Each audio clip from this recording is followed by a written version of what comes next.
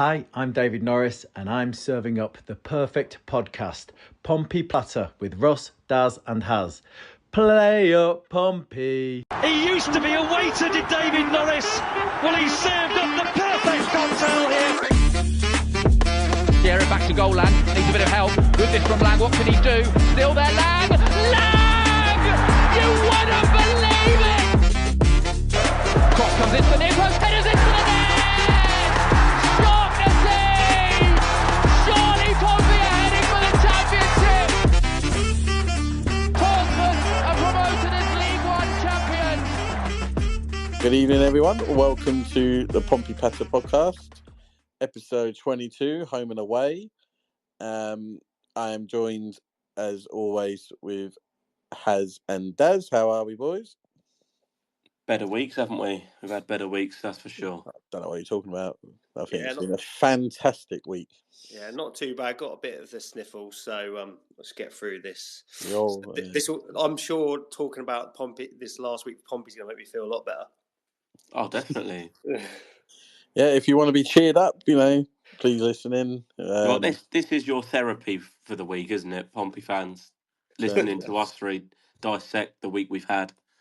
Therapy's meant to make you feel better, not worse. Well, it might do, because it might make them think that, it's not just me. It's not just me that feels like shit. So everyone else is depressed. Sharing is caring. Exactly.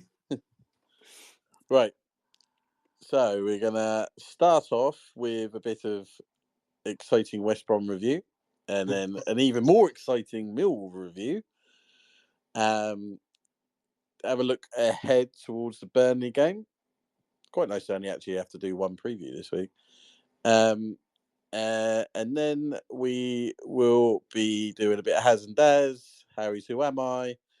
And then hopefully have some transfers happening as we're talking and have them to talk about as well.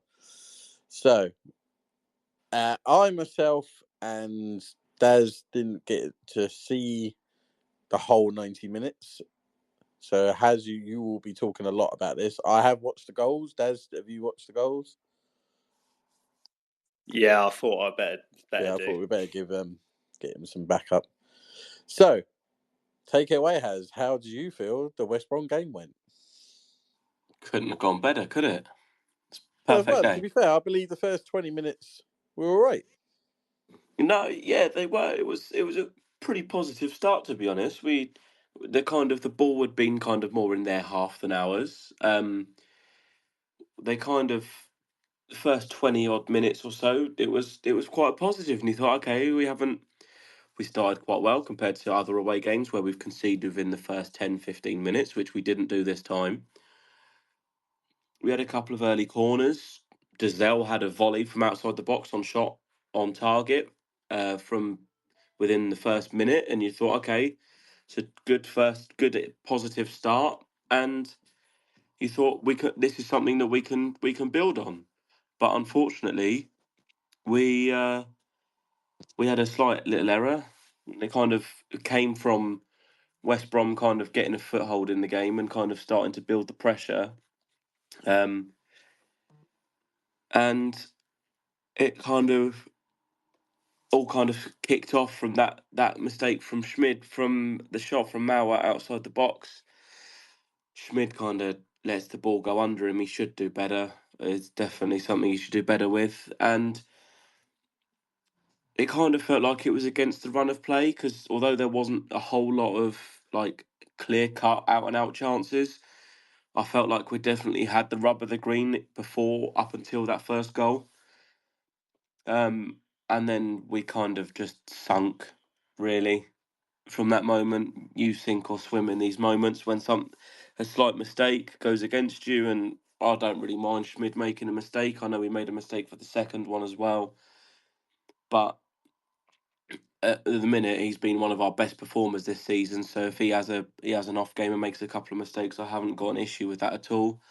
It's not, as long as he kind of gets back into it again, which I think he probably will. Then it's not an issue that he made a couple of mistakes. But I think the second goal was a bit harsh on Schmidt, because there were so many errors towards that one there. Should never even got to him. Yeah, but again, don't get wrong, he should have done better. But the way he spilt the shot is not. He literally passed it straight to the attacker. Yeah, of course. Yeah, and again, don't get me wrong, but like with the first one, that should never have gone in a million years. That is for me solely on Schmidt. You could argue someone could have closed him down, but and I think I said it to you last week or the week before. Depends on the goalkeeper, because I used to say to people, "Don't you dare block a long range shot. I'll have it covered." I mean, so he might have the same ethos rather than if you're going to shoot from there, good luck to you.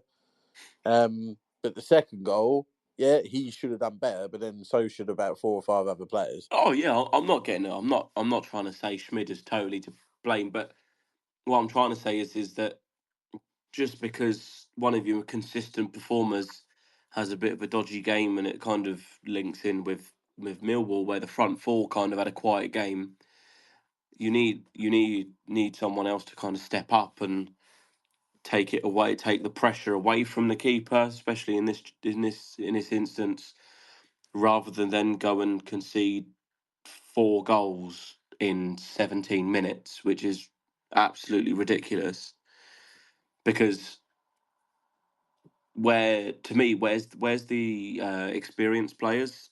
Whereas Pack, Ritchie, Dazelle, Hayden, even Bishop, players that have played hundreds or two in the hundreds or 200s career appearances in the EFL, whether it's League One, Championship, or even Premier League. At that moment, when it goes to 2-0, your head's going to be down, but that's when you need your experienced players to step up, and you need them to be able to just calm them down, calm the likes of Swanson and Devlin, where they ended up getting tangled in for that goal, and they ended up cuddling each other effectively because Mikey Johnson just whizzed past them. You need an experienced player to come along and just say, lads, let's just calm it. Let's keep it at 2-0 till half time, and we'll go again in the second half. But no one did that, and that is not acceptable.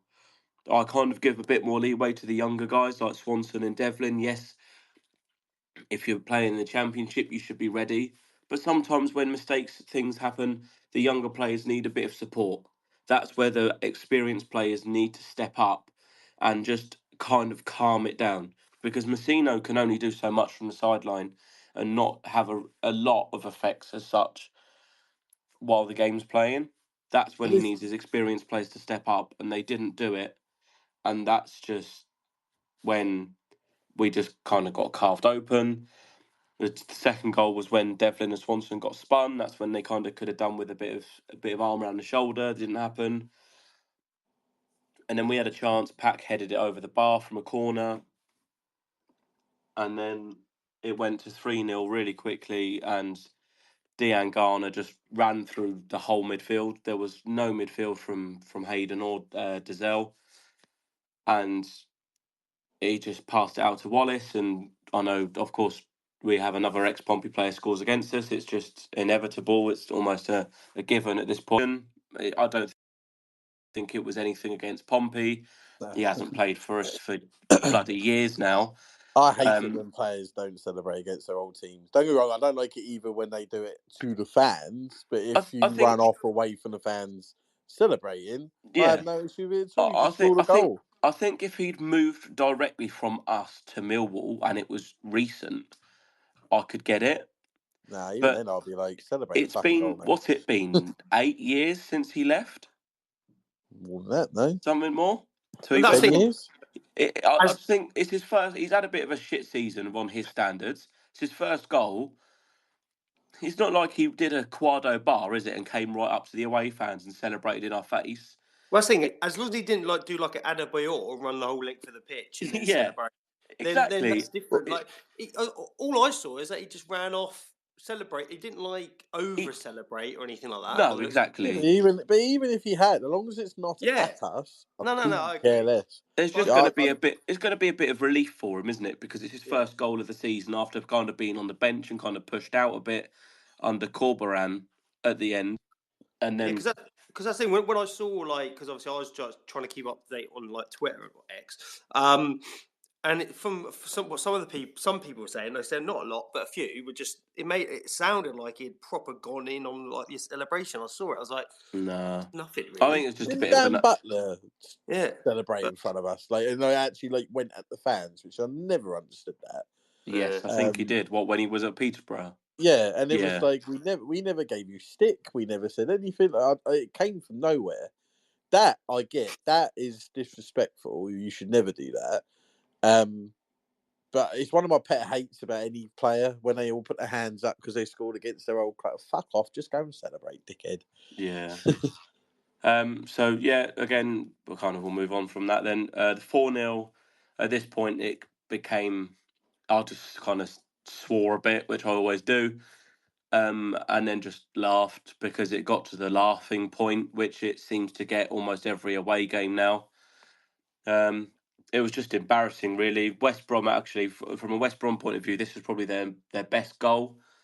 They pass it around the back really nicely, probably 20 to 30 passes, kind of trying to draw us out, which they did really well. They ended up going back to the Palmer, the keeper, plays it out to the right centre half, who plays it right over everyone. We try and play a high line, but it doesn't. The offside trap doesn't work.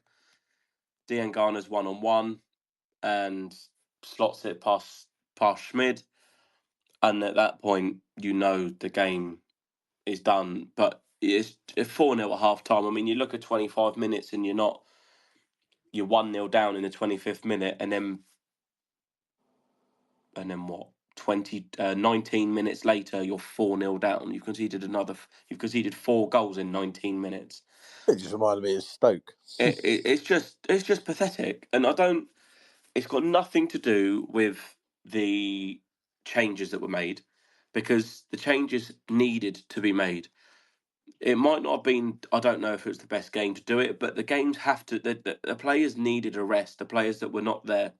So Atkinson has come back and played multiple games. He's come back and played 30. I just can't find it. How many minutes he's played quickly? So since he's come in, he's played 21, 45, 66, 80, 90. So he's played 5 games in a row, and he's played the equivalent to like 3 games. Yep. He's had 2 years out. What do you want him to do? If we keep playing him, he's going to get into that red zone that they talk about now with the sports scientists and stuff. You get into that red zone, and then he gets injured. Same with Williams. He's been out for about a month or so. He comes in, he plays 60 and then 90, or 60 and 80 in the 2 home games. Again, you play him again. You've got adequate, bearing in mind that we had the discussion, a lot of fans did, that Swanson and Devlin was doing so well. We don't see how Williams gets back in. So you've got adequate replacements to be able to take him out and let him have some time. All right, I know he came on and then injured, but again, you can't. Trying to prove Moses' point, though, doesn't it? Yeah, but you can't foresee that Williams is going to end up coming and getting injured, coming on for 10 minutes at the end. And then I've forgotten what the other changes were now.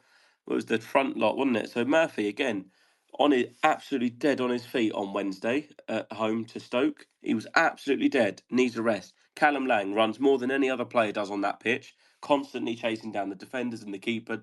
Geezer doesn't stop running. Again, needs a rest. Potts, again, still only young, 19, 20 years old, become a pivotal part of our team, but again, needs a rest because he's played pretty much every game. There's necessity in changes that are needed and had to be made. For me, I think I'd probably rather make them all in one go as he did, rather than do kind of 2 here, 2 there, because you can just. He kind of basically took a gamble, didn't he? That we take that hit at West Brom. If it works, great. It doesn't. We go again against Millwall. It didn't work. But how many times have we all put a bet on and we've had a little gamble and it hasn't come off? Yeah, and also the team selection weren't far off what we all 3 of us came up with anyway. Well, exactly. And the players that he put in weren't coming from the cold. They're players that have been previously trusted. We've already talked about the fact that Messina only has about 15, 16 trusted players that he actually trusts to bring on. And the players he started are part of that core group. We've seen them perform well and turn up in the Championship. They just decided to just shit the bed. That's not his fault. He's put the best team. He's thinking we might be able to get something out of this. If they have decided to turn up and shit the bed, that's not his fault. That's down on the players.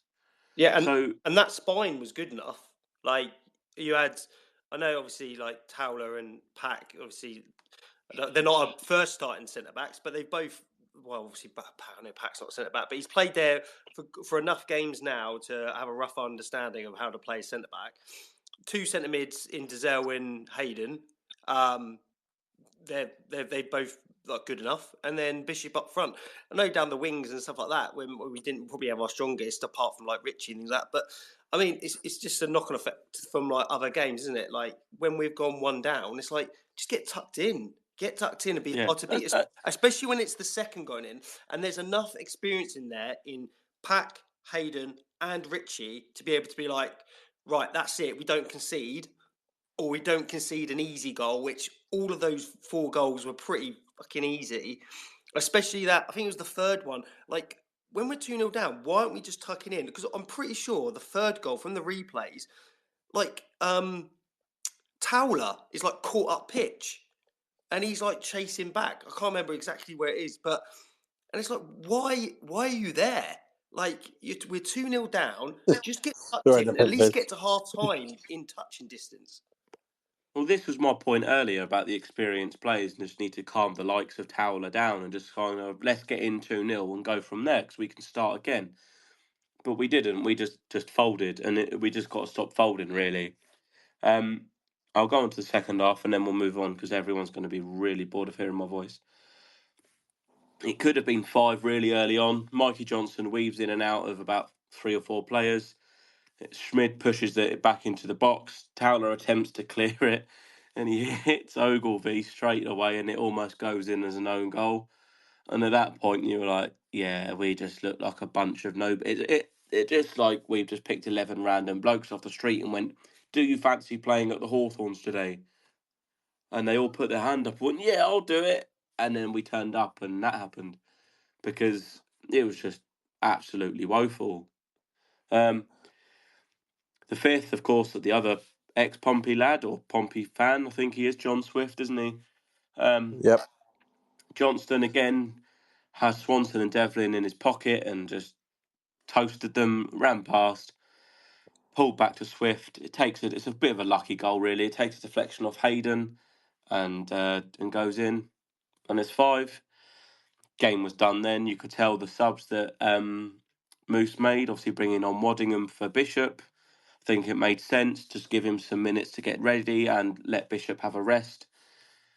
The Potts on for Hayden, again, just to probably keep him ticking over. The game had clearly petered out. Everyone knew what the result was going to be. No one needed to go and do anything stupid on either side because we knew we'd got fucked and they knew they'd had a really good win. So we had a couple of chances. But a decent... sorry, not decent. It was nice to see one bit of glimmer out of the game. Oh, yeah. Unlike the other ones with Waddingham getting his goal. Yeah, and of course, obviously, we've had... let's hope that him scoring on his debut is better than what Sorensen's Pompey career turned out to do. But it was pretty much the last kick of the game. Yeah, the ball was crossed in from the right-hand side. I think Murphy got a flick on it, which completely bamboozled the defenders and changed the direction. And Waddingham was kind of acting as a real poacher in that moment. He got straight in and he shot with his left. Palmer got to it, and it was actually a really good save for him to get across the goal and get to it. But he ended up palming it, pun not intended, straight back to Waddingham, who had a nice easy tap in. And it was one of the only positives really from the game that Waddingham was able to get on the pitch and to score on his debut. But it's just we just got to stop this. We discussed it so many times now. I know the Hawthorns isn't exactly an easy place to go, but West Brom would draw FC. And this is the issue we've talked about before, isn't it? Of that we're going to go over a weakened team. We're probably going to lose.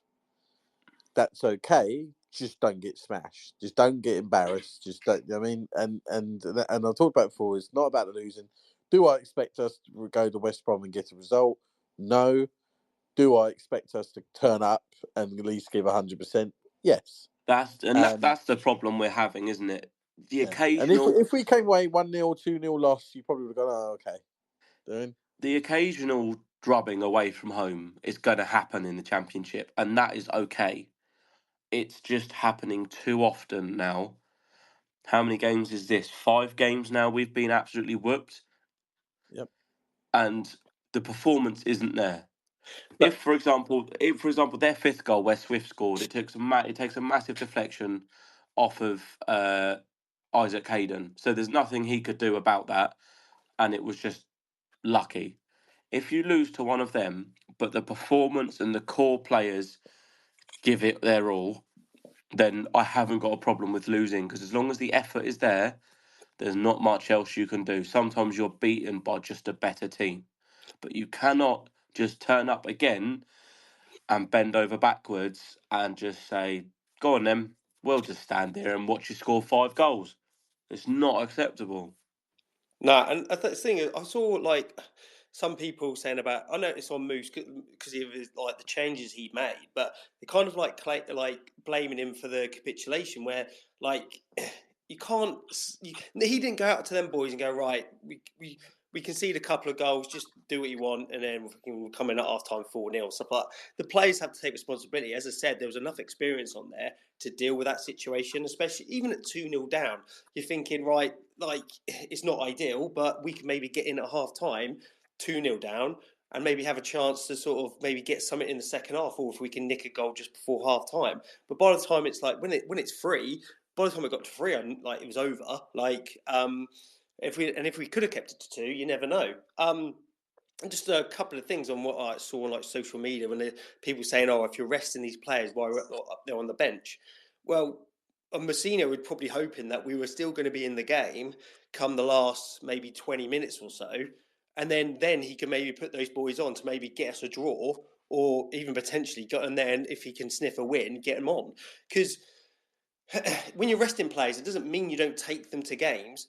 Putting them on the bench to give them 20 minutes is still resting them. Like if you started them, you've got to play them for at least 45 minutes. So at least if you play them for 20 minutes, that's a bit more of a rest. The thing with Williams, that's just unfortunate.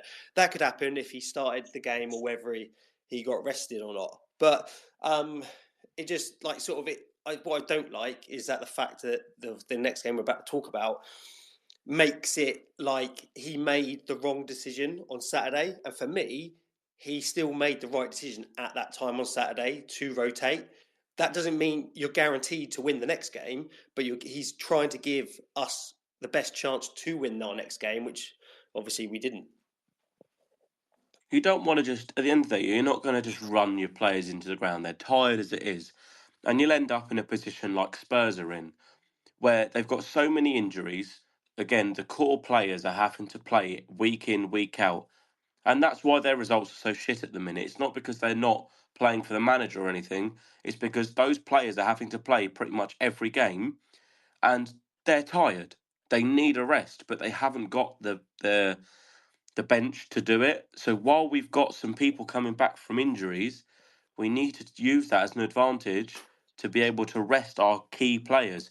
Because if we ended up losing Atkinson or Lang or Murphy, mostly probably the front two, because we've now got the Shocklessy's coming back. But if we were to lose Lang and he got injured in that West Brom game, our season is done. We'd be down. Yeah. Pretty much. Because he's such a key component to our season. And if he did get injured, it would be, why didn't you rest him? You should have rested him. He was, just go with it. Well, it's one game. To be honest, I found on social media, there's certain 10, maybe 15, 20 people who would moan either way. If we had played them and lost, and then what happened Tuesday night happened, it would have been, it was because you didn't rest them. And then when you do rest them, it's, it happened. There are unfortunately just some people who are only come on to moan. When we're winning, you don't hear a peep out of them. Yeah, I agree. And the thing is, like obviously all this stuff with Jurgen Klopp and Guardiola, all them moaning to reduce games in the FA Cup and stuff like that. How many times have we all said when they've moaned, well, use your squad then? well, use your squad. If you've got all these games, use your squad. Like, we can't tell them to do it if then we can't accept Messino to use his squad.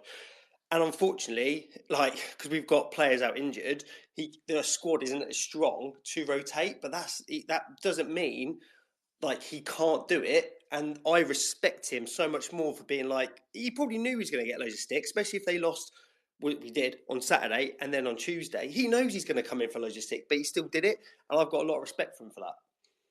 And also, I don't have any issue with him saying no regrets because I don't understand what he could have done Exactly. No. I don't want him to have regrets. Like, obviously, he didn't like us losing those 2 games. He's going to be annoyed, and he doesn't want that to happen, obviously.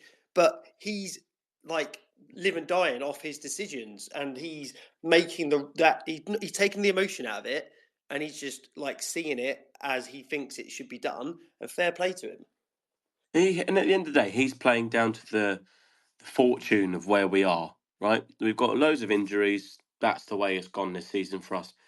Also, if we didn't have Millwall on Tuesday, well, I think he would have probably played them at West Brom. But the fact that we then had the game rescheduled and added in a busy time for us, then it's the right thing to do. Because otherwise they could be out for weeks. Leave them out for a game or give them 20 minutes at the end, which he did, is better than potentially losing them.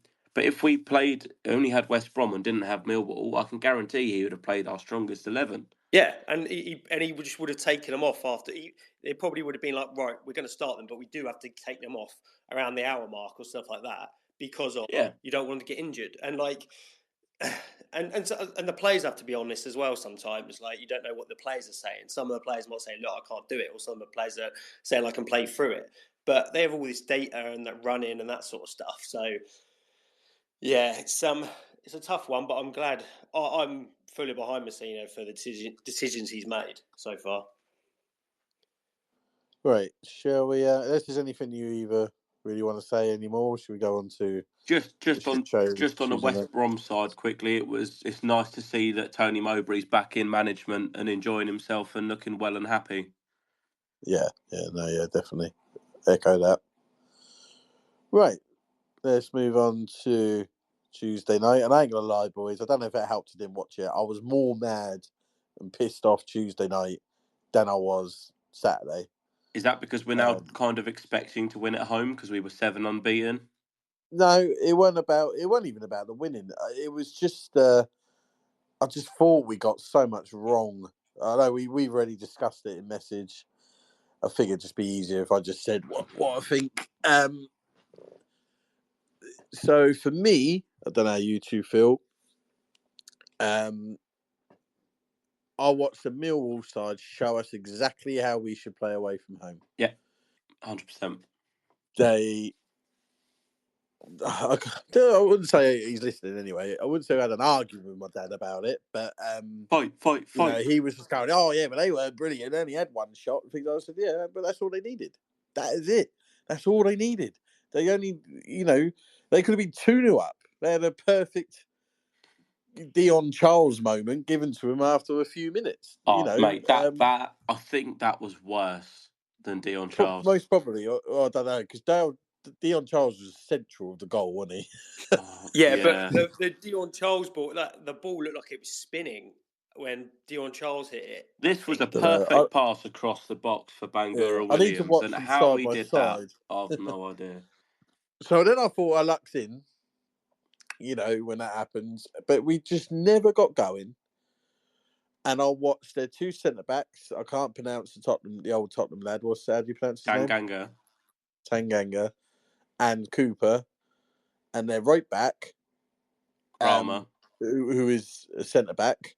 And he was on loan at Exeter City in the first part of the season. And they were outstanding, them 3.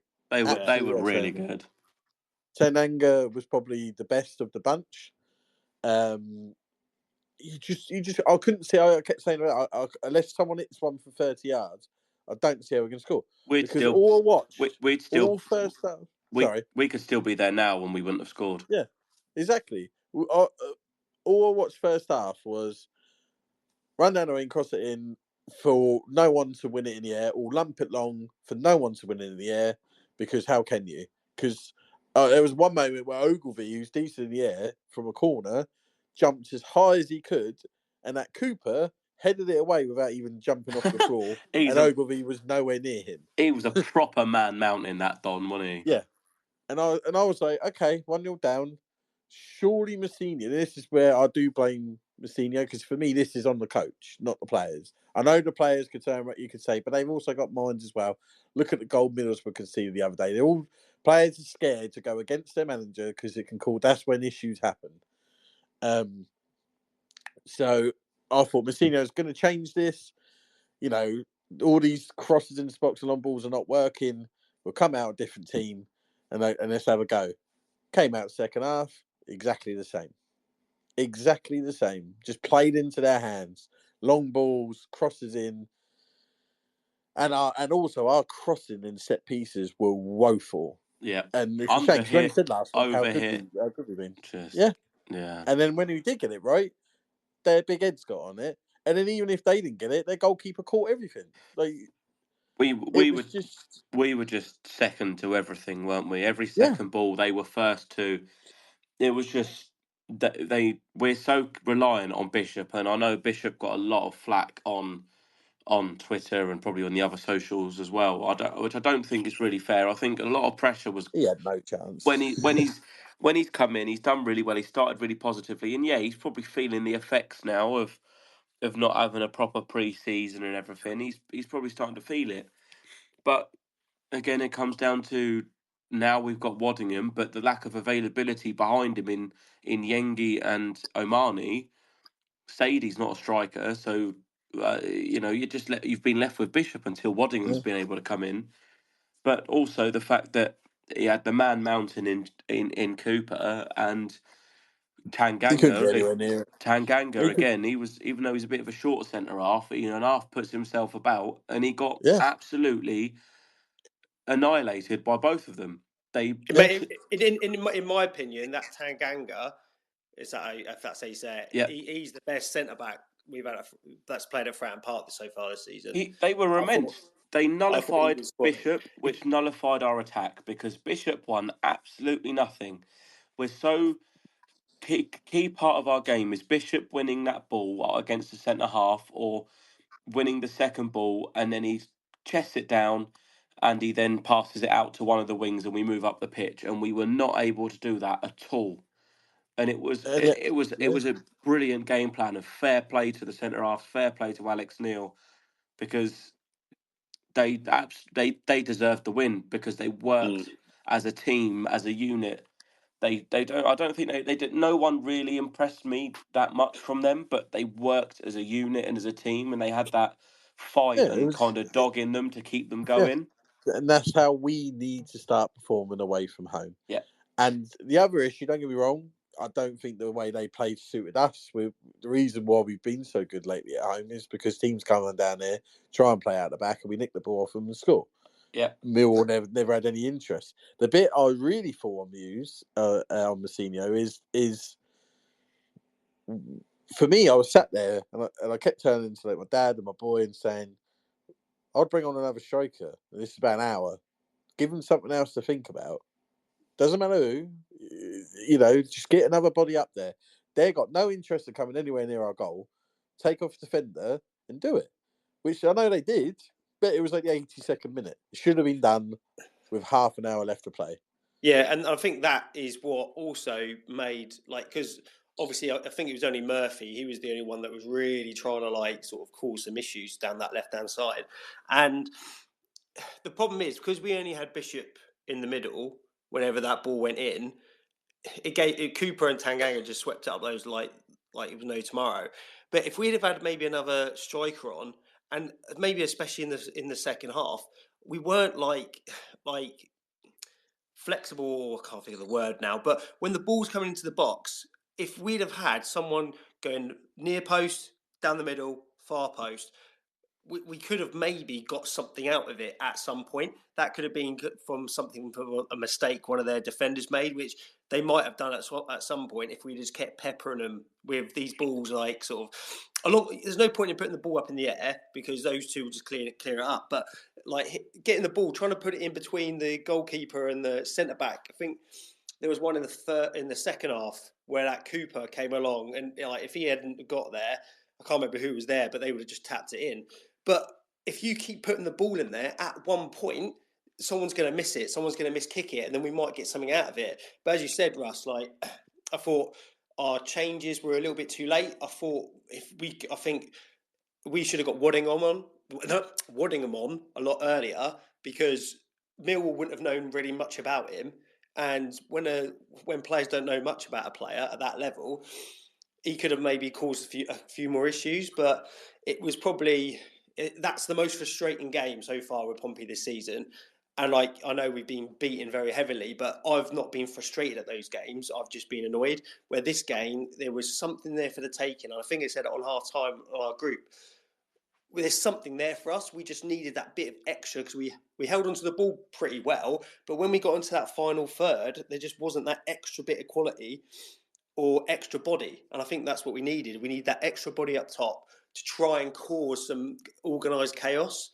And we just don't think we did. We didn't do enough. Clearly, we just definitely didn't do enough. And as it came towards the end of the game, you just felt, come on, we need something.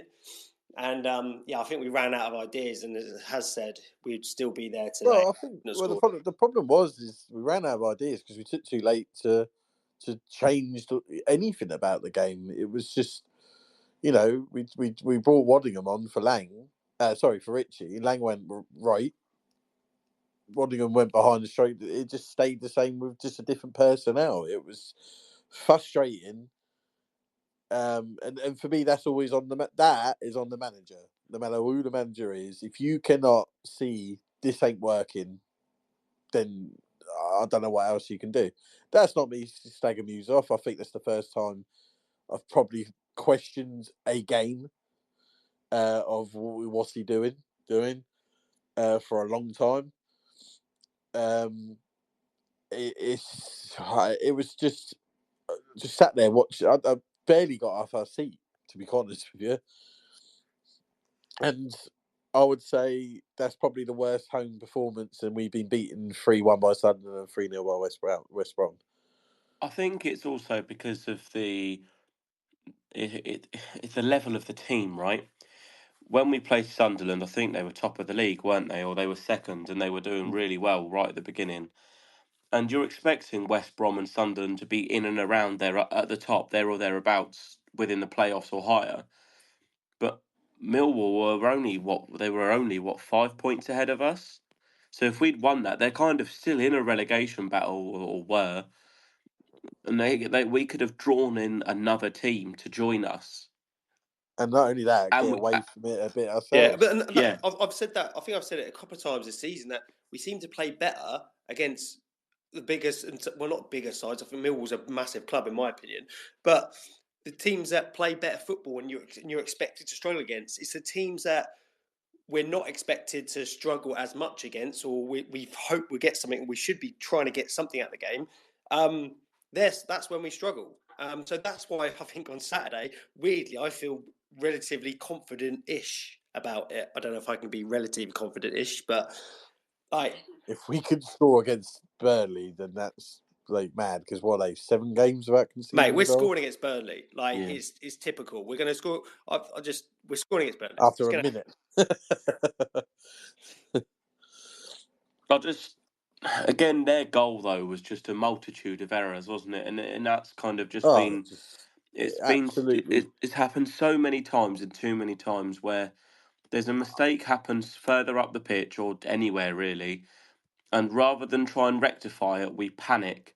So Murphy should have given the ball to Ogilvie. Ogilvie gets caught up the pitch. Pack again got caught up the pitch. Goes in, diving in, kind of gets caught up, and poor Hayden Matthews is left 1-on-1. This time, what's his name? Bangura Williams. Bangura Williams plays a lovely ball in behind Matthews. And Ivanovic is in 1-on-1, and it's a good finish. It's a tidy finish. It's a great finish. And also, I don't know if you boys have noticed with the West Brom and that goal, I feel like they've all clocked on that Schmidt waits long Yeah, they probably told that. Yeah, so now, instead of like before he was outstanding at that, you kind of felt confident. Now they've clocked it and just kick it high above him. Yeah, Which makes it harder for Schmidt. it was just. I think the only positive I really found out of that game was Hayden Matthews. Yeah, he was tight. And Shotnessy coming on. Oh yeah, sorry, Shocks as well. But Matthews really impressed. Actually, I did the gaffer of the day for them that game. And him and Murphy both got sixes because Murphy was the only one that really looked like he would actually create something, even though his final ball wasn't there. But Matthews, for a debut, he's come halfway around the world, 20 years I was old. really impressed with him. He's only had a week. Only had a week to settle in. He's in that time he's had to come over, recover from jet lag, do a medical. He's probably only had a couple of training sessions with us. Wasn't even meant to start, according to Moose as well. It was only because Atkinson was ill. Is the reason he started. He looked a little bit shaky, but I've got no issues with that because he's going to look shaky on his debut. He's not going to have played He's not going to have played in a stadium like that. All of this, most of the Australian stadiums are always half empty. Yeah. So he's probably not used to playing in a full ground either. There's so many variables, and the majority of the time, he actually coped with them all, and he played really well. So he's started off really promising, and if he can keep that going, I would fully expect him to start against Burnley at the weekend. I want to see him and Atkinson together. I don't think Shottensy's probably ready to start yet, and I wouldn't want to rush him back again either. So I'll probably go Matthews and Atkinson at the back, and I think if we can have those two, and then Shocks off the bench maybe with half an hour to replace Matthews, then I think we'll do all right. But yeah, Matthews for me. I think you gave Giselle man of the match. It's fair. He was decent when he come on because he's the only one that came on and actually looked like he was trying to change the game. Yeah, because everyone on the pitch just looked like, yeah, fuck it, we're going to lose 1-0. Let's not bother. But he came on and put himself about. He was winning headers, getting stuck in, and trying to get the ball forward. And he was the only fucker that did it. So that's why I gave him man of the match. I don't see how Murphy got it, to be honest. No, I don't get how Murphy got it. I don't quite get how Matthews didn't get it. If you look around the team, I thought everyone else had a really bad game. I thought Lang was probably not seen him like that at all. He was just I forgot he was on the pitch half the time because he shaved his beard. Yeah, maybe that's he needs to grow your beard back. Yeah, what makes you magical. But all players. It's just what frustrates me is it always seems when we have an off game, we all have an off game. There's not just like one or two that have an off game. I find you either go everyone had a good game or everyone had a bad game. It's very rare. We've had games where like you think of Middlesbrough and how outstanding Richie was, and how fantastic all his corners were, his set pieces, and he was shocking. Don't get me wrong, there was effort. You can't fault him for that, but it was just diabolical to watch. Some of his crossing and his free kicks were just awful. I don't want to see Packett centre back again. I don't care if people aren't fully fit. I've had enough. But that's why I think you have Atkinson and Matthews, and then Shottensy's come off the bench. And I'm getting to a point where I'm starting to get annoyed with someone that I think a lot of. That makes sense, and I don't want to. I want a happy memories of Pack, not me.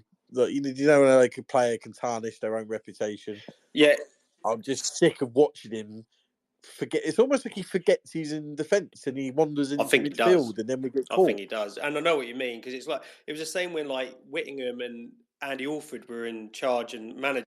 But it was horrible. They were the players that got me into watching Pompey, and like you just want to. And to be honest, like Cowley to a certain extent, because I really liked the bloke, and you just don't want it to ruin like your memories of him and stuff like that. So it's like, oh, please go before it gets really bad, because I just don't want to end up like getting really pissed off and not hating them, but like, do you mean you don't want to like sort of ruin a memory of them?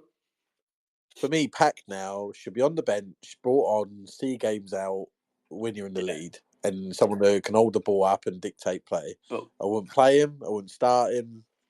that's for me all he should be now But to the end of the season. when he comes out of the team from playing centre half, he's now fourth choice midfield as well. Yeah, because I'd have him on the bench. I think his experience is good to bring on. But Hayden, Dazelle, and Potts are all ahead of him. But you can also use them as centre back until they're all fully fit, can't you? So you don't need to. You've got 3 fit centre halves now. I personally would have him on the bench just for his experience. I'm not trying to say he does. He needs. We need someone of his experience on the bench. But what I'm trying to say is he's still fourth choice in his position now. Oh yeah, of course he is. Yeah. But I don't want him. I don't want him to start at all unless we literally are down to the bare bones. I mean, that's the only way he starts. And then assess it in the summer. Maybe that's something that we'll talk about Monday when we get together again.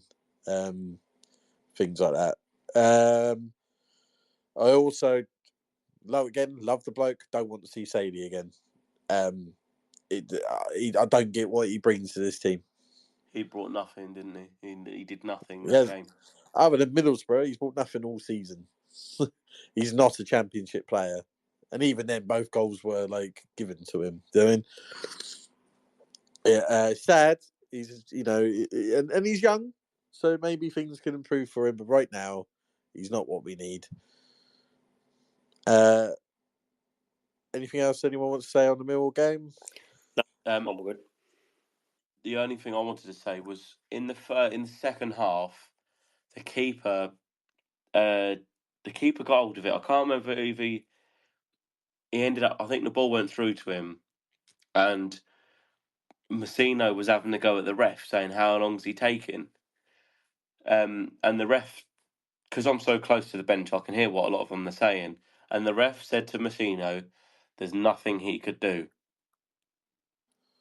They're sorting out the rule next season, aren't they? About goalkeeper. Is the 6 second rule still not a thing? Problem is, and being in the know of the goalkeepers club, there is an actual loophole in that because it says in there when you release the ball, the 6 seconds starts again. So all goalkeepers know all they have to do is bounce the ball, and the 6 seconds starts again. Right. You watch So all goalkeepers. So literally bouncing the ball around like a basketball gets you another 6 seconds. Yeah, there's a loophole in the rules. That's mad. So they're changing it next season where that still counts as having hold of the ball. Yeah, well, I thought that should have always been that way, but yeah, but goalie. If you watch all goalies, it will just now and again will just bounce the ball. And he also did that thing, which obviously is all right when it's our keeper doing it, but when he had a goal kick, he obviously picked it up for one side, where the ball went off that side of the goal, and walks it to the other side. And it's like, you little bastard. Yeah, the thing is, all teams do it, don't they? Do you know what I mean? All that never winds me up because I've seen us do it. Yeah, that's what I mean. When it's against, we were the masters of it sometimes. That's it, weren't we? When it's for you, it's fine, but when it's against you, it's fucking annoying. Yeah. So yeah. The last thing I'd say was just we're 29 games in. We've got 17 games left. 29, yeah, that'd be 17. If we ended the season now, I can guarantee you, every fan would take it. Oh God, yeah. Because we're 2 points clear of the relegation zone. Yes, we didn't take advantage of our games in hand that we ended up having, but we're there or thereabouts. And at the beginning of the season, especially after those first 8 games, after that Stoke lost, I think the majority we were messaging each other saying, I don't know where that win comes from. Didn't know where goals come from. We didn't know where goals came from. We were leaky. We had no idea where we were going to get a positive result. So we're in a good position. And it is up to the board, the owners, Rich Hughes and Messino, to find the correct players in these last few days to be able to elevate us and provide attacking options. Because as we've discussed with Sadie, the drop-off is way too big between Lang to Sadie, from Richie to Blair. There isn't a backup left winger, so it's just Murphy. The gap is too big. So you need to be able to either find someone just below, equal, or better. Because if you're bringing in someone on the level of a Sadie or Blair, you might as well not bother. You need to be looking at someone so Messino can then rotate. And that's the issue we had. The level of drop off between our starting 11 and the reserves is too big. And that's why we struggle. And that's why he only trusts about 15 first teamers, because the rest of them are shit. Yeah. So No, I totally agree. these last few days, obviously we've brought in Matthews is a fair bit of money, but again he's one for the future, and even if we were to get relegated, he would be there anyway, and he'd be a starting centre half. So that's one for the future, especially on a 4.5-year deal. Same with Waddingham, one for the future. He'll definitely have some input, as he's already proven against West Brom. Yes, we were 5-0 down anyway, but he can and will make some kind of impact, but we shouldn't expect a lot off of him. We just need at least one winger, and we need a number 10. Well, if Ushish is the number 10, that's great, but that's all of our loan slots gone. So then you need to be able to bring in at least one winger on a permanent. Do you think they were playing more likely to be a 10 than wide left like Sunderland did? Well, I think he can play either, can't he? Which is fine. Yeah, he can. Yeah. Because we kind of need cover in both positions. Yeah, I saw some Sunderland fans saying that his best position is 10. They said if you play him in 10, it'll be perfect. But does that mean Lang goes out on the right, or? Well, again, it gives you the option, doesn't it? If it's something's not going right, it gives you the options to mix it. If he goes on left, maybe Murphy can try. You can try Murphy on the right. Maybe Lang goes to the right and Richie's off. Or it gives you options rather than having players that can only play in one position and being rigid. It gives you a chance to be able to swap things, and that might swapping sides and confusing the defence. If the wingers can swap sides at points during a game, that can help you. Can always play 2 10s like Ipswich did mainly last season. They played that 3-4-2-1. If worst case scenario, Yeah, 2 10s. Yeah, well, that's it, and it gives you a bit of more variety. But that's only one player. We still need to be able to bring in another probably out and out winger. It now isn't going to be that KD Gordon, is it, from Liverpool? Because if he's going to be a loan, and if we're loaning Ushish, then that's our 5 loans. So it's going to someone's going to have to be permanent. And again, I'm not overly fussed about this Gordon kid.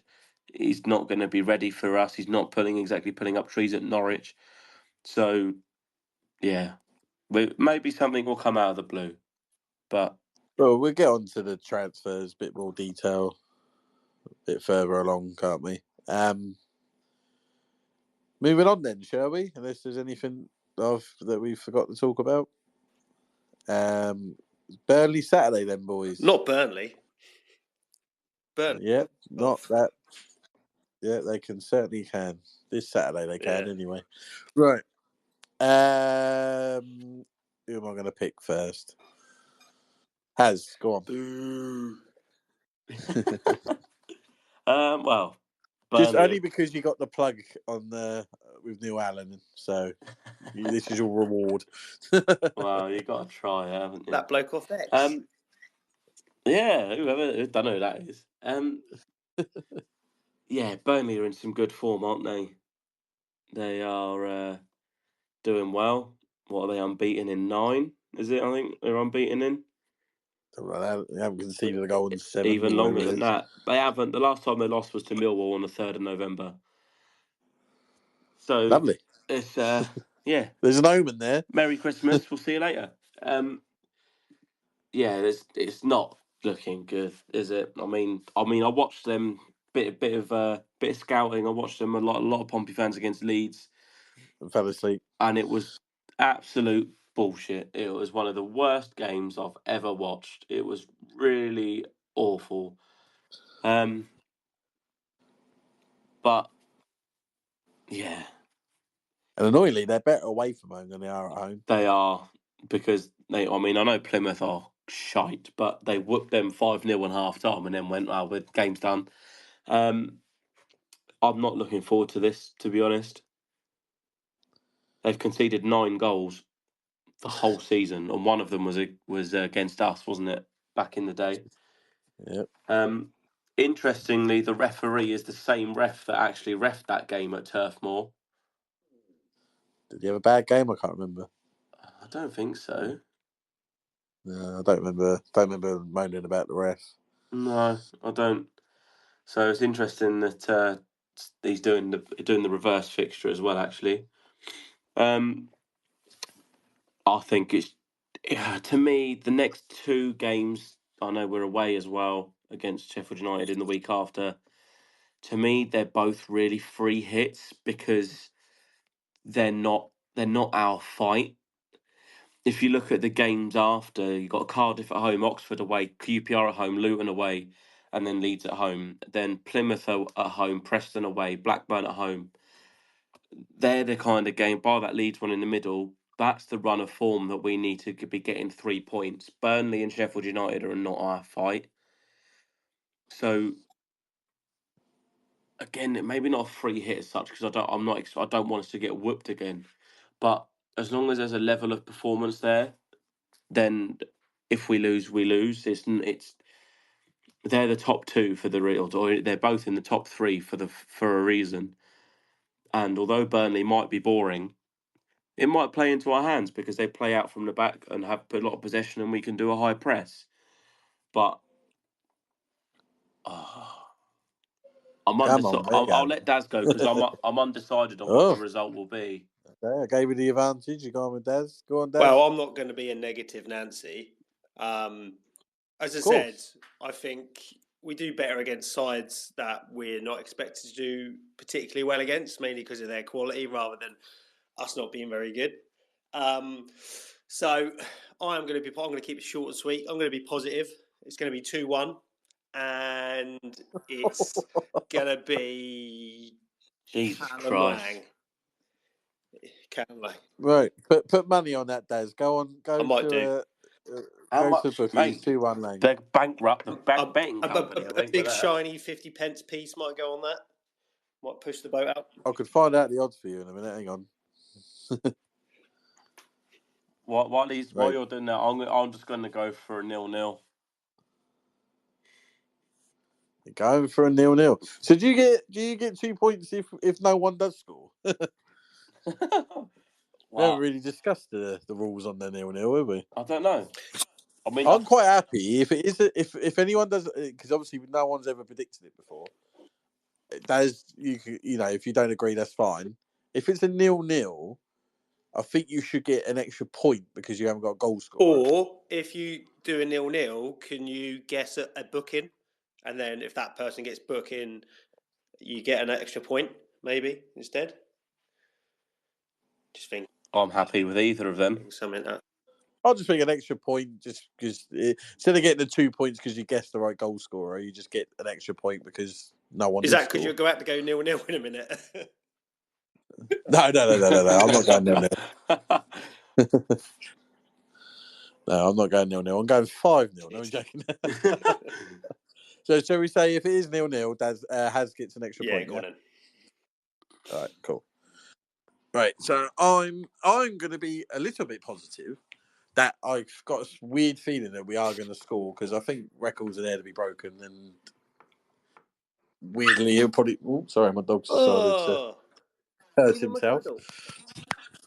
But I'm going to go for a 2-1 loss. So, Goal scorer will be penalty from Bishop. Yeah, that's. And on the fixture league, there was no change from the last episode. As both results, we all got 0 points. No. Although one of us not predicting Waddingham to score was a bit rubbish, wasn't it? Yeah. Right. You ready for Haz and Daz? Haz versus Daz, I should say. Oh, yeah. Right. Well, this week it's kind of like a guess a Pompey career path, but without knowing the career. Without knowing the career.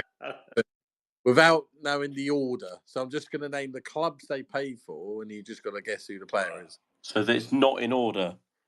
No, because then it just becomes easy and obvious, in my opinion. Okay. Yeah, both understand? We just calling out our names, yeah? Yeah. Wait, well, I'll just say a team. You both can have a guess each. First one to get their name in obviously gets to go first. Okay. You get to have a go every single time I say a team. Cool. Yeah. All right. Lovely.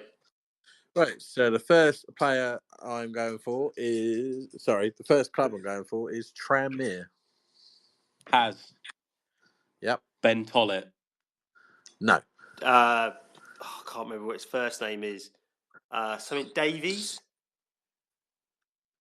No. What was his What, first? Ben Davies?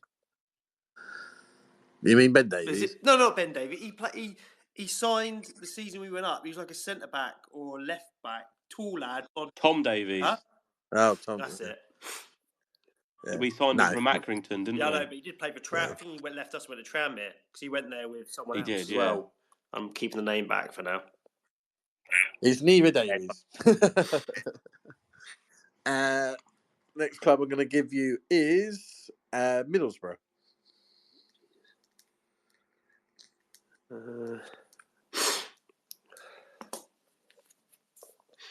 Jesus.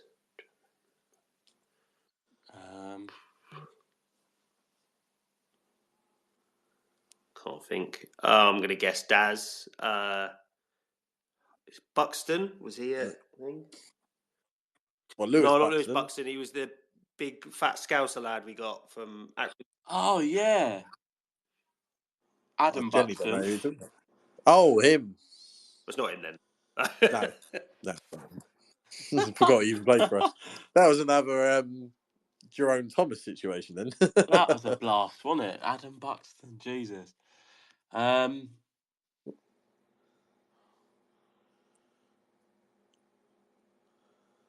No, I don't have a guess. Move on.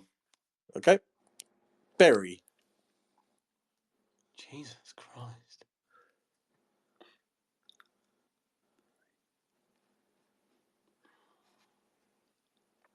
Wow. Bury, Tranmere and Middlesbrough.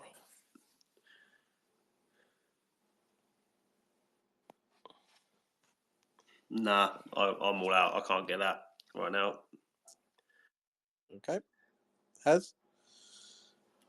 I don't even know. I've no idea anyone that's played for us and that's played for Bury. You'll probably say them and I'll be like, oh yeah, but I can't think. Move on. Okay. Next club I'm going to give you is Leicester. Leicester. So Bury and Tranmere must have been loans. Daz? David Nugent? Yep. Correct. Oh. Well in. He started at Bury. Yeah. And Tranmere was actually where he finished on loan. The reason that as soon as you said Leicester, I got Bury straight away because you know that do you listen to that I Had Trials Once podcast with Gareth Seddon and that? Or they were on that class for 90. I've seen clips of it. Yeah. I listened to their podcast. It's actually pretty good, and he talks about when he was at Bury with Nugent, and that's twigged. Cool. Well done. 1-0 to Daz. Right, on to the next player. And I'm going to give you Derby County. Has. Yep. Matt Clark. Incorrect. Daz, Martin Poom. Love it. No. Haz has got no idea who we're talking about, probably, do you? No, I don't, I'm afraid. Where was he? Was he like Estonian? Yeah. Next club I can give you is Sheffield United. Sheffield United.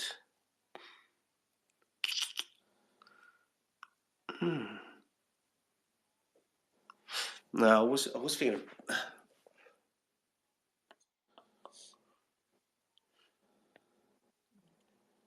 Sheffield United.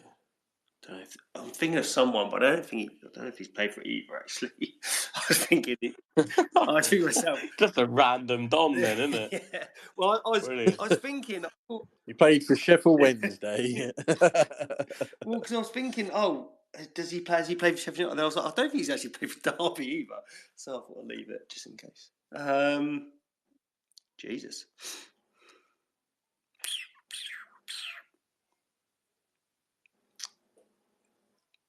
No.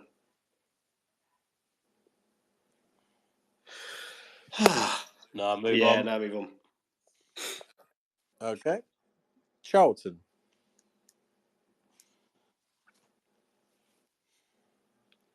See, I don't know if he's played for Derby, but I'm going to have a go. Daz? Yep. Greg Halford? No. See, I didn't know if he played for Derby or not. Has he played for Charlton? That's a good point. Well, it's only because I saw him on. This again goes back to another podcast. I saw him doing a podcast at the Valley. So for some reason that tweaked in my head. So I don't even know if he played for Charlton. I think he might have, but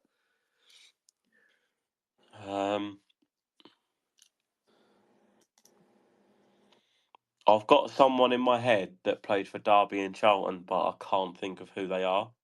Okay, well maybe the next club will give it to you. Go on. MK Dons.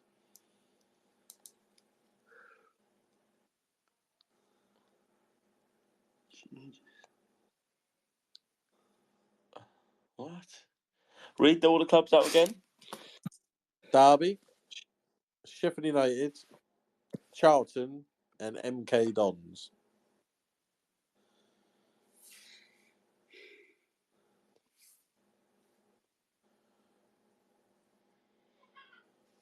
no, I don't know. I'm gonna need another team to help. This is a killer. Okay, I'll just keep going. Yeah. Let's go for Milwall.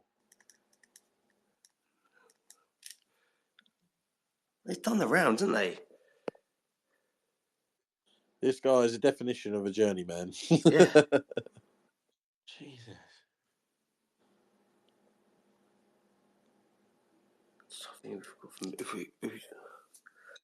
Just for time's sake, I'm just going to keep naming go for teams it. now, all right? Yeah, go on. Barnet. Yeah. Peterborough. Well, this is fucking annoying. Colchester. Northampton. Jesus. Fucking more clubs. Went back to MK More Dons. clubs than fucking Tiger Woods. Oh my god, this is Crawley. Yep. Jesus, this is gonna kill me. This is. What's that? Wrexham. Oh my god. Yeovil Town. Andy Cannon. No. Kepstone Rovers. Oh, fuck, just put us out of our misery. I'll give you a clue.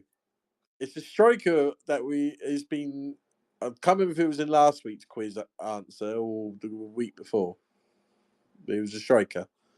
Oh, what, Cowland Lavery? No, one of my quiz question answers. Oh, your Shane quiz. Lavery. Oh, Shane Lavery, isn't it? Yeah. Oh, gee, I can't. This is gonna. Oh. No, I'd give up on this one. Okay, it was Isaac McLeod. Oh, Jesus Christ. Do you know what? If you'd have started with Barnet and stuff like that, I might have had a rough idea. Because you started off at Derby County, I didn't realise you played there. Okay, can I tell you the truth? Go on. For the first 4 clubs, I gave it to you in order. Was you? Was it? Yeah. Because I had no idea that's how he started his career. No. I didn't realise you did. I think it was Sheffield United probably threw me off. He literally played 2 games on loan. Brilliant.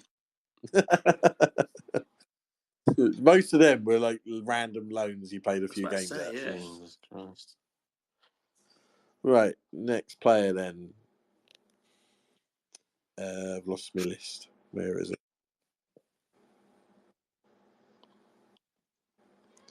Okay, Yeah. are you ready? Yeah. Colchester. Alex Winter. No. Greg Halford. For God's sake. No. Millwall. Daz. Teddy Sheringham. Oh, shout. Is that right? Well done. That's Boom. correct. Well then, Daz. Merci beaucoup, s'il vous plaît. 2-0. All right. Move on to the next one. Well, actually, I think this one might be a bit unfair on Haz. Thinking about it. What? Do it Was it anyway. before Go on. 2008? Oh. 2006. It's a play, right? I'm going to give you a clue. You're probably going to you'll now know. It's obviously a player before your time, but it's a player you definitely would have heard of. I've not just picked some. I've not picked Martin Boone. Right. Ready? Yeah, go on then. Birmingham. Daz. Steve Claridge. Oh, for fuck's sake! Jesus Christ. Boom. Right. Well, Daz has definitely turned it back on with the Haz versus Daz. He is now currently 9-5 in the lead. Merci. Don't worry, Haz. We'll get back to winning ways as soon as you can. Yeah, basically my general. I only seem to win when it's like a general football quiz. My general football knowledge is a lot better than my just Pompey knowledge. Right. Okay. Maybe next week. I'll have to wait. I'll have to wait for a general football quiz to come back. Yeah. Maybe I'll do it next week. Right. Come on then. Favourite time of the week. Play it. Play it.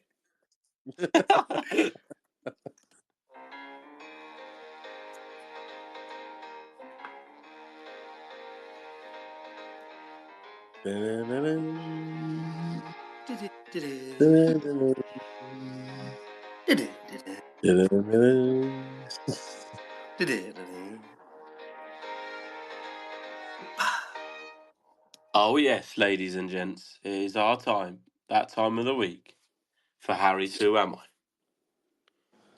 Clue number one.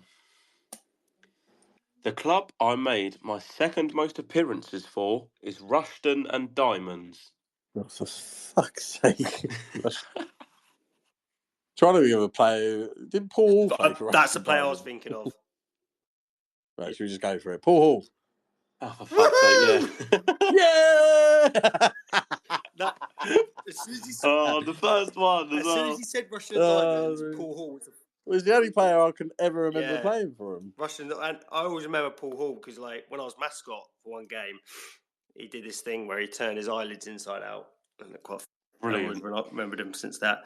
But I love Paul Hall. He was one of my favourites. Proper winger. So really, second most of it. I'm assuming we were first. We were, yes. Because did he go to Russian Diamonds from us? Or no, he went to Coventry. No, he went to Coventry. He went to the Premier League, didn't he? Remember, it was when we sold him, Aloisi and Svensson. They all went off to Premier League clubs. Because Svensson went to. Did Svensson go to Charlton from us? Yep. And Aloisi went to Coventry. Svensson, an absolute another. Like Leeds United away in the FA Cup. Svensson was unbelievable that day. Yep. Would you like another one as you got it so quickly, or do you want to leave it? That was too good. That was like, disappointing few seconds. Disappointing your misses and all that. I mean, so look here, 112 games. Blimey, didn't realise he was there that long. I didn't realise how long his career went on for. Yeah, it's a long old career, isn't it? Yeah. Fair play. Yeah, he was a proper winger. 21-year career. Fair play. Because didn't he score against Everton at home in the second leg of, was it the Carling Cup we played him in? Whether it was called at that point The Coca-Cola Cup. Yeah, he scored the one to send us through, didn't he? Yeah, I'm sure he did. In the good old days. Go on then, Harry. You want another one, yeah? Give it to me. Yeah. All right. Feel like we should have the intro again.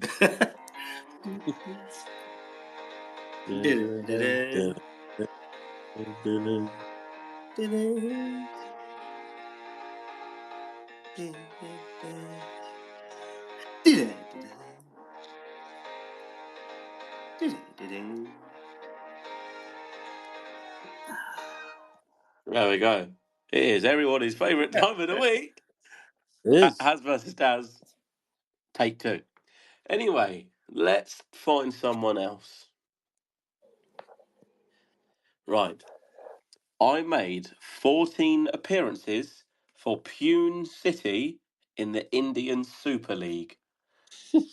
Wow. Although, weirdly, that does sound familiar at the same time. But I have no idea at this point. No. I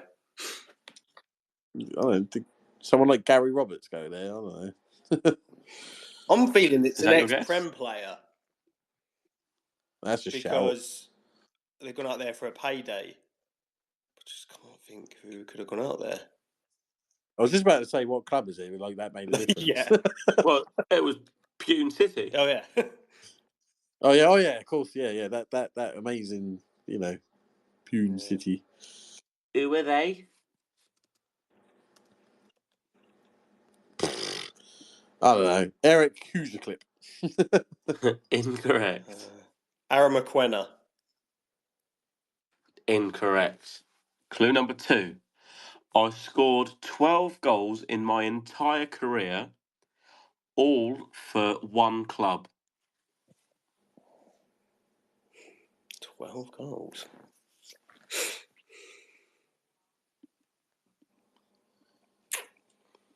Not a lot, is No. it?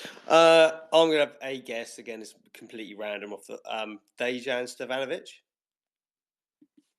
Incorrect. He scored for Sheffield Wednesday and us, didn't he? Oh, of course he did. Yeah. I forgot he went to Sheffield Wednesday. He was there a good 4 or 5 years before he came to us. Was he? Is that where we got him from? Yeah. Oh, of course we He did. was there. No, we didn't get him from there, but he was there. Yeah. Then he might have gone. Don't know where he went after there. Then he come to us.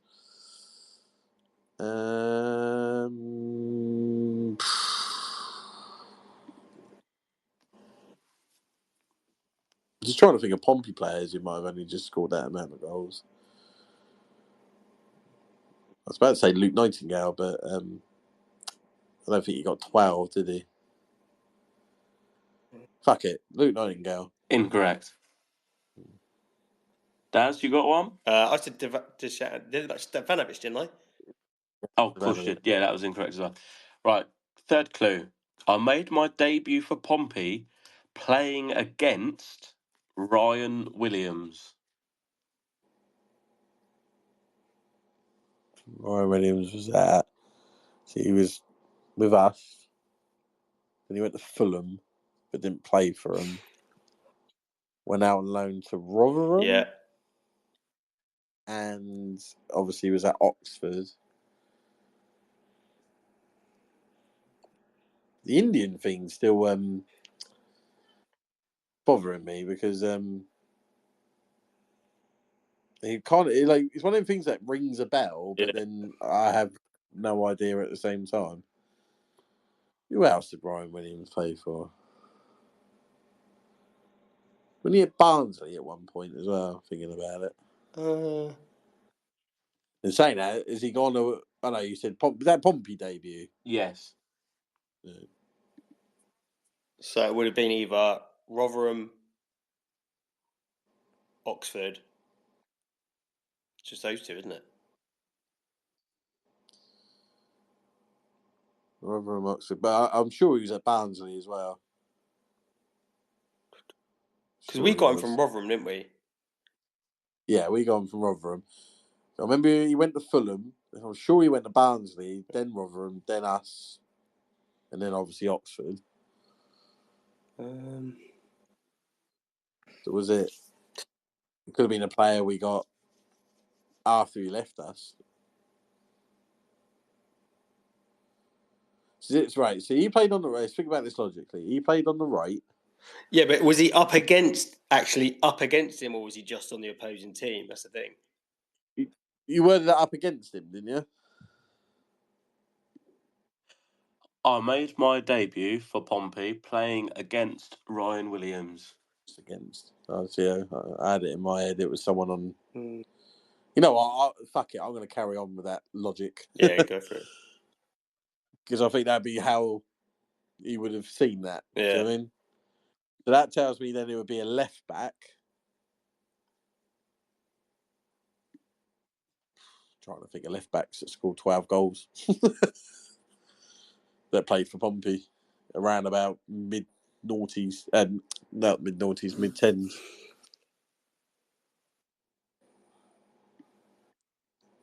Oh, who was the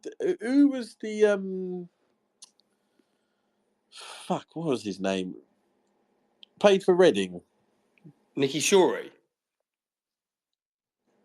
Yeah, fuck it, go with. I don't know. Is that your guess? No, actually, no. I don't think it would be, would it? Don't know. I'm just clutching at straws on that he's just a left back. I don't know. I'll go for Nicky Shorey. If you want him, Yeah, Adam, go I on. don't care. Nicky Shorey. That is correct. Is it correct? Teamwork again. It is Nicky Shorey. Do you know what? When you said Russ, when you said Nicky Shorey, I was like, do you know what that sounds like it could be right? Because I was trying to think like playing Indian League. I swear I'd maybe. It does ring the Indian League thing does ring a bell, but I just because remember he went to Pune City directly after he finished with us. Yeah, so that's probably why, like that, like I just couldn't remember who it was. But I was just logically thinking who would Ryan Williams gone up against. And I think of any left backs that might have scored goals, and Nicky Shorey, because he scored a lot of penalties, was the only one that comes to my head. Oh well, we got there. I'm guessing Nicky Shorey's goals came for Reading, did they? In Reading, wouldn't they? Yeah, because he scored against us, didn't he? That is correct. You remember that time when Utaka made him look like he was running backwards? Yeah. To be fair, I can't laugh because that's usually me when I'm defending, to be honest. Well, what I used to defend. I don't play anymore. Right. So we got two, and we beat you twice. Have that. Got an early goal and then a late goal to finish it as well. It certainly did. Right. So just gonna go out because on Monday we are gonna be on Twitter. I don't think we're gonna be putting on anything, are we, boys? We're literally just gonna do like a free talk. Yeah. On Twitter or on X, whatever you want to call it. As we are now, just kind of on deadline day on Monday, going over transfers, maybe teams around us, talking things Pompey, have it as an open mic. If people want to come on, have their say on how they think the window's gone or the season's going, it's going to be a bit more of a chilled environment. But we have got quite a bit of transfer news today, haven't we, boys? We do. Been a busy one. Just looking to see if so. Oshish, by the sounds of it, from Sunderland, is almost a done deal on a loan. Also, the Bramall, off the top of my head. Cohen Bramall, yeah. The left back from Rotherham, sounds like that's almost a done deal as well. On the way out, we've had Lowry, which I'm really happy for. Back to Crew. Is that on loan? I didn't see actually. Yeah, that was a loan till the end of the season, but his contract's up anyway. Yeah. So I would imagine he'll probably go on loan there, and then he'll probably sign there for a free. Yeah, and that'd be good for him, obviously, because if he signs on a free, he'll get all of the signing on fee, won't he? So, and I think if he has and I don't know whether someone didn't want him in the summer or not, but we haven't heard any stories about Lowry or Stevenson being like, because players like that could maybe cause a bit of rift within the squad, like because they're not playing and they're not even registered. So, and I know they're still getting paid, but still, you're a professional footballer, and if you still want to be playing football, you're going to be frustrated, aren't you? So it'd be nice for them to pick up their signing fee as well. Obviously, Stevenson's been released and gone to Cambridge. Yeah. Is that right? Yeah. Trying to all this off the top. I should really write notes down. Was it yesterday or day before Norris had a chance to go to Barnsley? Yeah, he said, I'm quite surprised by that. He said no to that, to be honest. Yeah, I'm a bit baffled, especially as at third choice as well. Do you mean it's not like he's second choice and thinks, I could get my spot back? The only thing I could think of is maybe, Yorkshire's a long way. Yeah. Family probably more settled in the south. Yeah, and he's well within his rights not to go somewhere he's not comfortable. Or, I mean, he's like both the club and him signed the contract. So, and maybe his agent may have heard something else where he's maybe interested somewhere else. So somewhere else maybe could fancy him a bit closer to home. You never know. But I find with the like your League One, League Two players, where they haven't got the luxury of earning 50, 60 grand a week or even 30 grand a week. So buying a house, having a family, having kids, he's got young kids, to then just move up to somewhere like Yorkshire is something they don't really want to do, and I don't blame them. It's kind of sometimes been a real issue. I think Cook and even Cowley have spoken about. It's harder to sign players, when you're so far away from. And I think a lot of people laughed about that and sort of made that as an excuse. And it's like, well, it's definitely not an excuse. It's like it's definitely real because, like, okay, maybe back in the day, like when a lot of the clubs weren't catching up and we were probably one of the bigger fish and stuff like that. But nowadays, most clubs are paying similar wages and stuff like that. So, and even if they're not paying similar wages, maybe they'll take 500 quid less a week to stay close to home. So, like, there's especially if you're from up north, say if you're from Manchester, how many clubs have you got on your doorstep which you could like just literally stay in Manchester but still travel out and stuff like that? Where if you move down to Pompey, like, there's not a lot of clubs around here really. Only London clubs, isn't it? Yeah. So I think people, a lot of Barnsley fans were like, "Oh God, we can't even sign a third choice goalie." I mean, and it's like, it's a bit different here in the lower leagues. I mean, yeah, it's down. At the end of the day, we know that Pompey and Barnsley had agreed something, and it's still up to the player. The player still gets a say on their move, don't they? Exactly. Dane Scarlett's just scored for Spurs.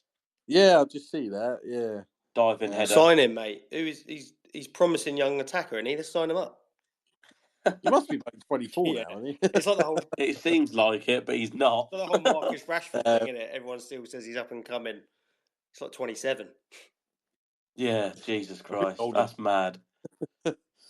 I think Riley Towler's sort of had some interest, do we believe, and that's why he got left out.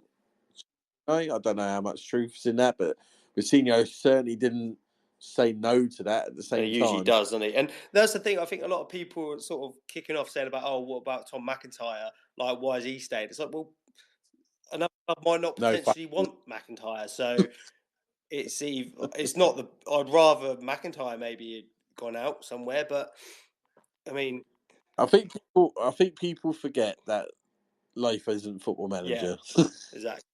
Where you just go and buy who you want, when you want, how you want. Do you know what I mean? Like, it's really, and January transfer, every club, it's not just us, will tell you, it's the hardest window of the two.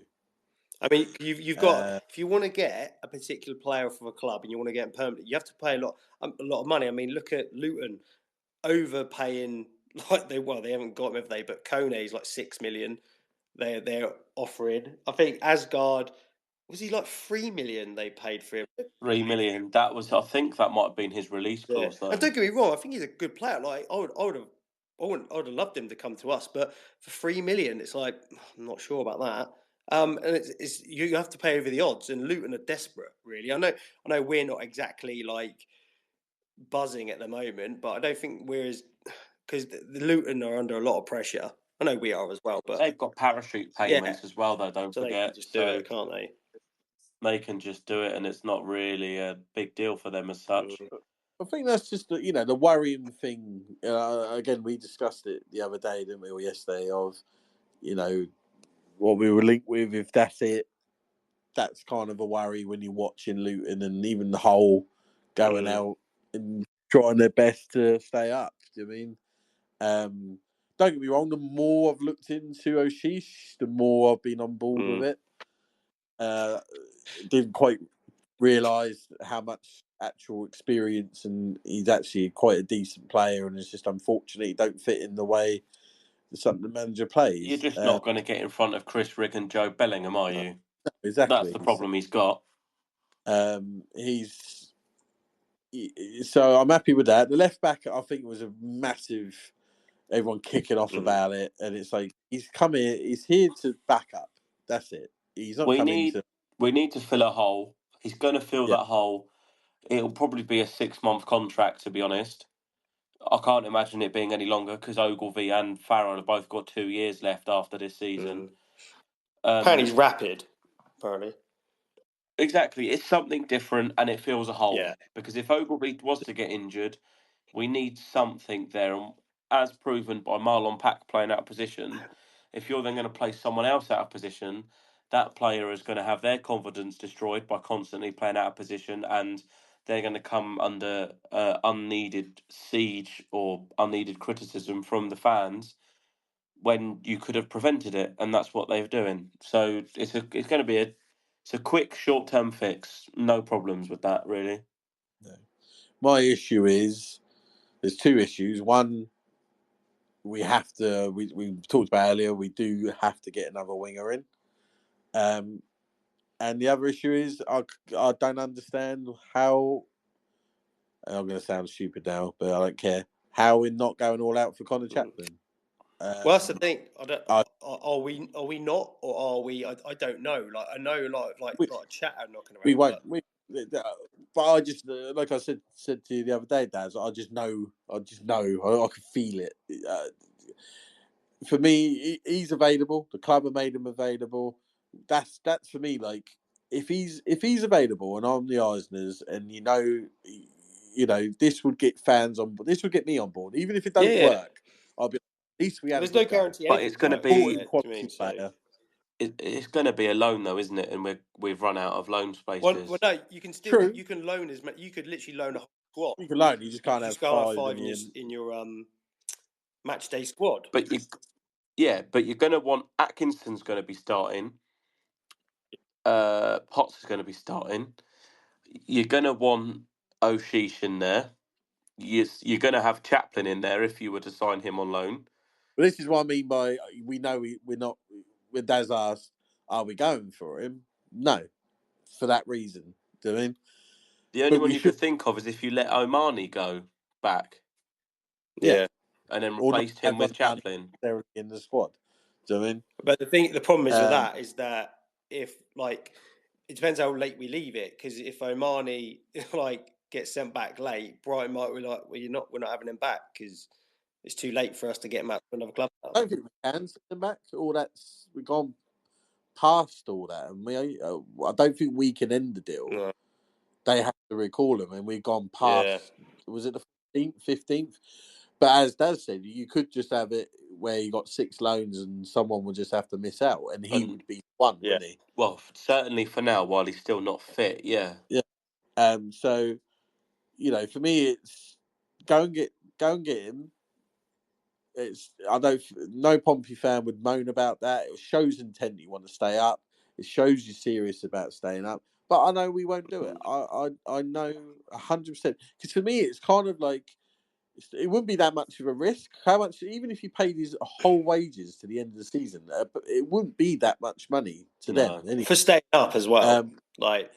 Exactly. Like the amount of money you would make staying up, signing that player, then getting relegated, you would earn that back instantly.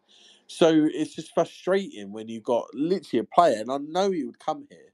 I know he would. He would jump at the chance to come back here. People going, "Oh, you want to play for a higher league club in the Championship?" Why? Yeah, all right. If he's making a permanent move, yeah, we would have no chance. Yeah, he's definitely one of those ex-Pompey players that's definitely got unfinished business here. Yeah, he would 100% come here. He would be here to enjoy his football, playing for a club that he knows he's loved at, and a club he loves. What's there to say no to? Especially if the alternative is Stoke. Yeah. Do you know what I mean? I'll be fuming if Stoke get him. And But again, playing he's with got Pack that and relationship with Robbins. Yeah, but that is like the whole going to play for Robbins, but I think I think playing for the club would be better. If we showed interest, I'd like to think he'd come to us just because of that. But yeah, and the thing is, for me, I don't mind losing out on a player if we've gone for him, and like Stoke have offered a better package because Stoke can offer a lot of money. If that happens, that happens. But if we don't even try and go for him, and I don't mean like try as in just pretend we're going for him and going, look, we're going for him. Oh no, we didn't get him. Like what, a bit like Oxford did with Kamara. like actually going for him, and then if you lose out, then fair play. I think a lot of people can be like, right, Stoke. If he did choose Stoke, you know why he's gone there. Not just because of money mainly, but Robbins as well, so you can understand that. But I just hate it when we just don't have a go and try. Yeah, especially for me, you've literally been laid on a plate, and I just find it mental that we haven't snapped him up or trying to snap him up.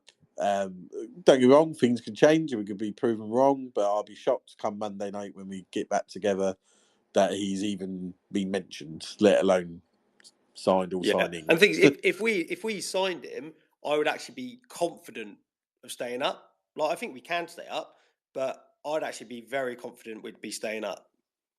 It would just give a massive lift as well, wouldn't it, to the fans and the club? Yeah. I mean, like if you got him in the door, you just say randomly you got him in the door on like a Friday lunchtime where he was ready for a Saturday game. Like if we got him in on this Saturday, think of the atmosphere that would have been on Saturday. It'd be through the roof, wouldn't it?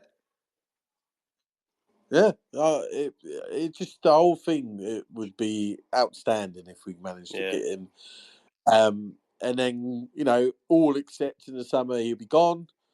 Because he'll be remembered. It'd be a bit like a D'Alessandro sort of where you're not going to get. He's going to go on to better things, but you could appreciate the time you had with him. Well, let's see what happens then until by Monday. There's plenty of things that could happen. I'm hoping what Andrew Moon said earlier that this probably is it. Is true because we know what the club are like. That they don't always tell the truth. Even Cowley was like it as well. And so why say, oh yeah, we're looking for another, and then piss everyone off and no one comes in. You know what I mean? Yeah, that's it. If these two signings are it, then I will worry. We do need another winger. It's underwhelming if that's it. I'll be pretty annoyed if we get to end of play on Monday and we haven't got at least one more player in, because that will annoy me, because we just then the whole point of this window was to just kind of get some quality depth, like at least to match our starting 11, because the issue isn't having better than what we have in our starting 11, because our starting 11's like fine for me, to be honest. It's having just as good quality to come off or come on the pitch, fresh legs, and to be able to do something. Like, do you mean? Yeah, no, exactly. Anything else boys want to talk about, transfer or any other business? I'm all good. All right. There we go then. So thank you very much, everyone, listening live or on various. Where exactly are? I always forget where we are. What platforms are we on, Harry? We are on Spotify, Apple Podcasts, SoundCloud. There's Amazon Podcasts, and there's another one which I've forgotten. So if you're listening on that, I'm sorry. So yeah, So everyone go and listen to on every single one, so it bumps up all the numbers for all of them. Thank you very much. Exactly. Right, thanks boys for joining us as ever. We'll see you guys properly next Thursday for a proper podcast episode. But we'll also, as I said earlier, be around on X, Twitter, however we want to call it, live. Are we going to do the same time at 8 o'clock? Yeah. Makes sense. What time's the window close, by the way? 11. 11. We only do an hour or something like that, just to have a little. It's just just a bit. It just gives us a chance to talk about, because like now it's nearly 9:45. Yeah, and you like to think by around 8, between 8 and 9, you would have a rough idea if anyone. Yeah, don't get me wrong. If we're close to signing a player, I'm happy to stay on and wait for it to happen. But if it's a bit dead, we'll come on for an hour to have a chat and just go again. Lovely. Right, see you all then.